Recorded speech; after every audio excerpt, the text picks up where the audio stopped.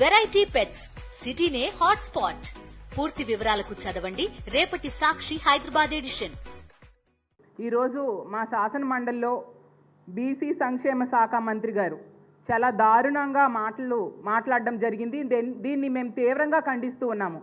జగన్మోహన్ రెడ్డి గారు ఇచ్చిన డబ్బులు తీసుకోనంట మహిళలు గంజాయి మత్తుకు అలవాటు పడ్డారు అని చాలా దారుణమైన వ్యాఖ్యలు చేశారు. నిజంగా ఒక మహిళ అయి ఉండి ఇలాంటి వ్యాఖ్యలు చేయడం నిజంగా సిగ్గుచేటు. అధికార మత్తులో అహంకారంతో బాధ్యతారాహిత్యంతో ఆవిడ ఈ విధంగా మాట్లాడారని మేము భావిస్తూ ఉన్నాము.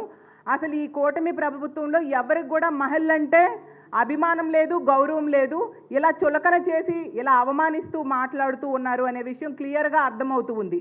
గతంలో జగన్మోహన్ రెడ్డి గారు మనందరికీ తెలుసు 2,78,000 కోట్ల రూపాయలు అత్యంత పారదర్శకంగా డీబీటీ పద్ధతిలో ప్రజల అకౌంట్స్లో వేయడం జరిగింది. అందులో ఎక్కువ బెనిఫిషియరీస్ మహిళలు ఉన్న సంగతి మనందరం చూసాం. జగన్మోహన్ రెడ్డి గారు ముఖ్యమంత్రిగా పరిపాలించిన 5 ఏళ్ళు కూడా మహిళలకి ఎంతో గౌరవించారు.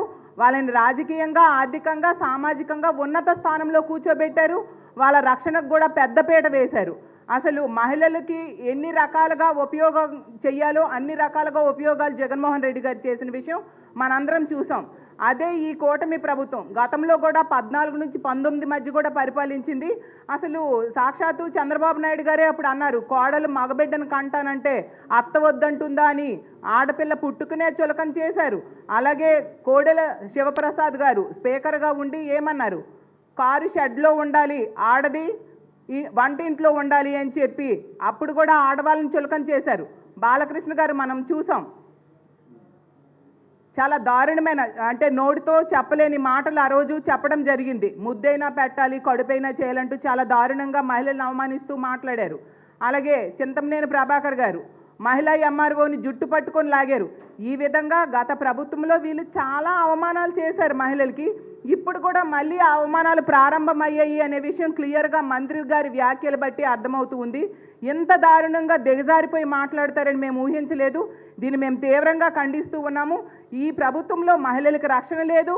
మహిళలకి ఎన్నో హామీలు ఇచ్చారు ఎన్నికల టైంలో మేనిఫెస్టోలు. ఆ హామీలన్నీ కూడా తొంగలో తొక్కారు. పూర్తిగా మహిళల్ని మోసం చేయడమే కాకుండా ఈ విధంగా అవమానాలకు కూడా గురి చేయడం చాలా దారుణం. దీన్ని మేము మా వైఎస్ఆర్ కాంగ్రెస్ పార్టీ తీవ్రంగా ఖండిస్తూ ఉంది. ఖచ్చితంగా ఈ ఆంధ్రప్రదేశ్ రాష్ట్రంలో ఉన్న 2.5 కోట్ల మంది మహిళలకి మంత్రి గారు క్షమాపణ చెప్పాలని మేము డిమాండ్ చేస్తూ సెలవు తీసుకుంటున్నాను.